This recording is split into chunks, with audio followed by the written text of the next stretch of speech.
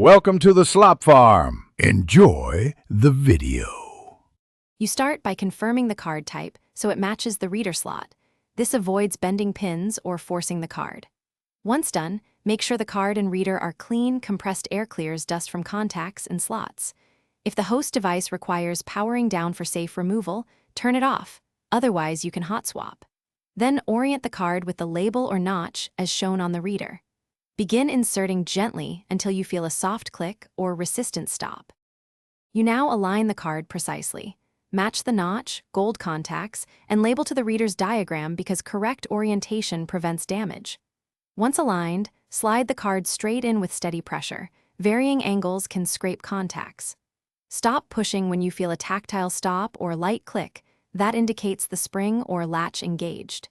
If the reader has a push-to-eject mechanism, push until it clicks and releases. Then release, so the card is fully. You finish by connecting the reader to the host via USB. Prefer a direct port or a powered hub for stable power. Once connected, watch for the OS to mount the card or assign a drive letter so you can access files. If the card isn't recognized immediately, make sure you reseated it and try a different USB port or cable. Intermittent contact or insufficient power are common causes. One key troubleshooting tip: inspect the reader slot and card contacts again for bent pins or debris before.